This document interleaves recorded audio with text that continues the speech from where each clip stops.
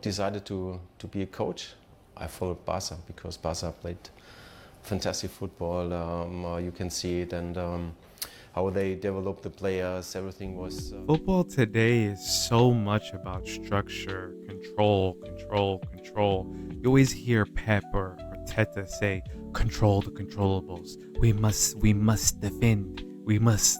Sorry, that was my Spanish accent. It wasn't good. But basically, what I'm basically saying is the way football is today is so robotic. That's why when I watch Hansi Flick's Barcelona, it reminds me of what made me fall in love with the beautiful game. And don't forget to hit the like, comment, subscribe, hit the notification bell. Let's get right into this video. Hansi Flick, to me, is saving football because we're heading down a very dire path of no individualism, letting players become almost machines, always predetermine what they're going to do. Recycle, recycle, recycle. Dribble, dribble, dribble, pass back. Dribble, dribble, dribble, pass back. Hansi Flick empowers the players that he has to come up with solutions. And that's what I grew up on. I don't know about you guys, but I grew up on Ronaldinho, Ronaldo, Neymar, Hazard. Hansi Flick is bringing that type of football back. The way he sets his team up is so aggressive that there's risk and reward for that. And that's the reason why I titled the video this, because a lot of people will look at this and be like, this is risky. Look how many people are committed to the attack. Now, that's going to help you score, but it might bite you in the butt, and we'll revisit that later. I just find so much joy on how they build up, how they create attacks. Because look at Eric Garcia, who's normally a center back by trade, finds himself in the right back position. And Lamine, who usually is in the right wing, comes infield, inverts, and becomes a ghost decoy, dragging 4 people to the ball, and then leaves Ferran Torres and Raphinha to be able to pick up the scraps. That is ingenuity. And speaking of ingenuity, Pau Kubarsi, I'm sorry, I mispronounced that, but he is so good for someone who's 18 years old. That type of center back would be playing it safe to Koundé, but no, he plays a defense-splitting ball to Raphinha. In one pass, he takes out 5 players. What happened to that in today's game? Like, look at this. Most center backs, they pass that ball to Koundé, and then Koundé to Raphinha. But no, Kubarsi cuts out the middleman and fires it right to Lamine, because now Lamine can take that and go straight one-on-one, and now they have a chance. That's a direct type of football that Hansi Flick is bringing back. No wasted passes. In fact, Barcelona this season have attempted and completed the most through balls in La Liga with an accuracy of 62%. Think about this for a second. They're almost spamming this like it's pro clubs, and it's working. Now, some people will be like, yeah, if you do it a lot, it's eventually going to work out. But to that success rate, it's because he believes in these players. He believes that these guys have the talent. That's what's missing in today's game. Barcelona, you can see what they do. They control the middle of the field. Yeah, they like to work on the flanks, but it's not like you're watching some of these Premier League teams that just spam the ball in the wings, one-on-one, one-on-one. No, they use everybody. Because when it comes down to it, you need everybody to be able to break down a low block. That's what's missing. Look at the amount of chances they're creating in the middle of the field. 53 chances created. 41% of their attacking third chances comes down the middle. Because teams know that they're going to overload the middle. But Barcelona, they bring back that joy. They let players find solutions. That's why it could backfire, because you commit that many people together in the attacking third, it could cause turnovers and then you get scored on. But what it can do is create beautiful attacking patterns. And this type of football has revitalized Raphinha, in my opinion. Someone who was on the brink of leaving Barcelona, if I remember correctly, when Xavi was at the head of the helm, but he stayed. And guess what Hansi Flick did? Normally, a left-footed winger, a coach is going to move him to the right wing. But clearly he knew Lamine was better than him. But guess what he thought? What is Raphinha's best traits? Scoring goals, ghosting, finding the final action. And that's exactly what Hansi Flick did. He made him a false winger. That is a a trait that I just came up with. He's playing on the left wing, but he never actually plays on the left wing. He comes into the box and scores consistently. In fact, this is his best scoring season in his whole entire career. Just this season, in 53 games played, he has 32 goals, 25 assists, 57 goal involvements in 53 games. I know earlier on I said Salah is going to win Ballon d'Or, but in my opinion, these numbers and these performances, Raphinha has a shout. And what I mean by false winger, look at where he's starting at. He's supposed to be playing left wing. Look where he is. He's almost playing striker, and Lewandowski's playing off of him. This is the positions that Hansi Flick trusts him in, because he knows the final action is always going to be completed with Raphinha. Look at him again. Lewandowski wins the second ball, heads it down to Pedri. Raphinha runs in behind. That happens so much in Barcelona's games when I've been watching, and that is the free-flowing football that you need. That is what we pay to watch. You don't go into games to see stalemates. I don't know about you guys, but I don't really care about chess unless I'm playing on a board. When I'm coming to watch the beautiful game, I want to see something like this. Look at the ingenuity of Lewandowski heading the ball down. Raphinha ghosting him behind. That is the beautiful game. But besides Lamine, Pedri emphasizes the beautiful game.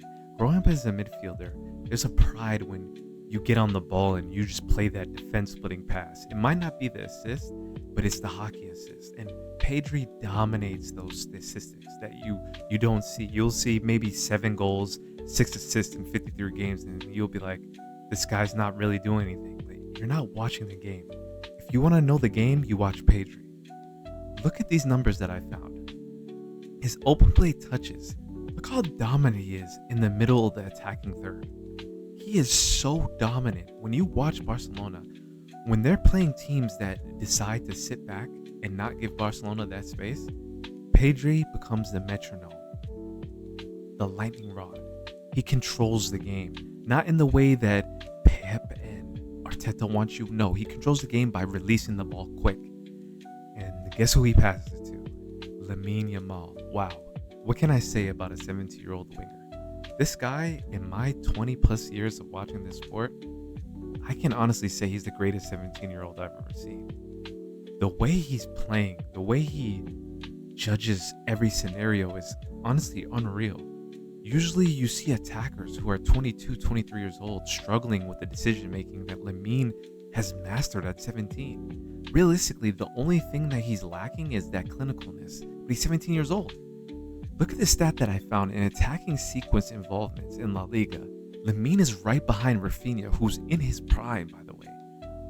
He's averaging 3.5 shots per 90 minutes and 2.1 chances created.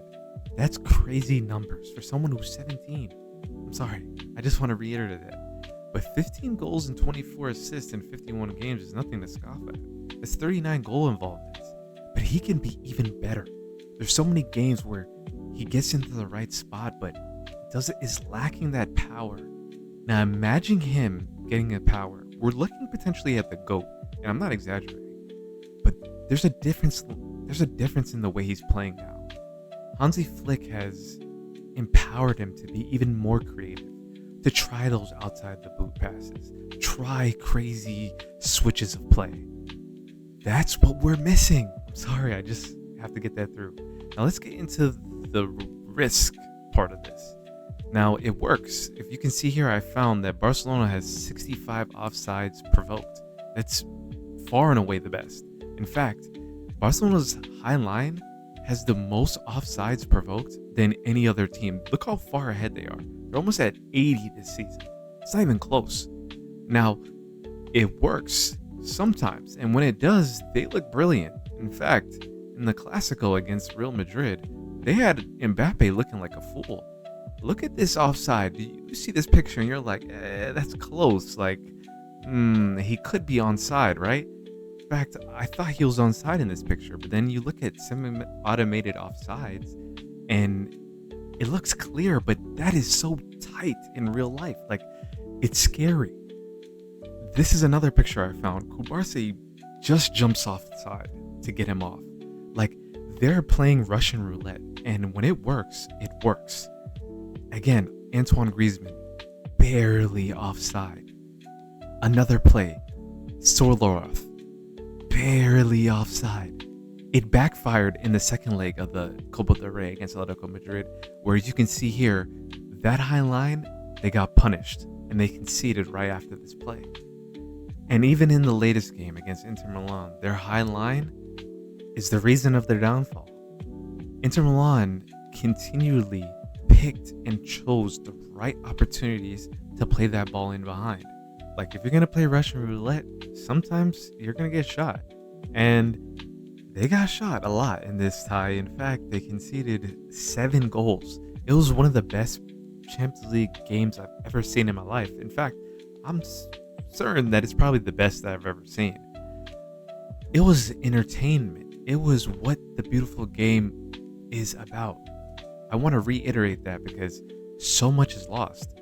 But in that game, they went up 3-2, and most teams would have sat back after that. And in this instance, you can see only 3 defenders are really back, and one of them is trying to run back. And that high line bit him in the butt again.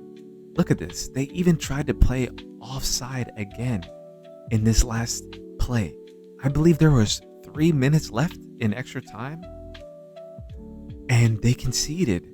And a lot of people will say that this is why you shouldn't play this type of football. But in my opinion, they brought back what was missing. And if Gerard Martin steals that ball, as you can see, they win that game, and Hansi Flick is on his way to another treble, something only Pep Guardiola achieved. So we're dealing with a great one here. But let's leave that to the side. I just want to talk about how his philosophy of football is what we need. We're lacking individualism. We're lacking freedom. Let the players play. Yes, there should be structure in your build-up and your defense. Maybe it's a little risky playing the higher line. But what about attacking football? What about brilliance? Bring that back. You let me know in the comments. I think this is what we need. And don't forget to hit the like, comment, subscribe, and please share this video.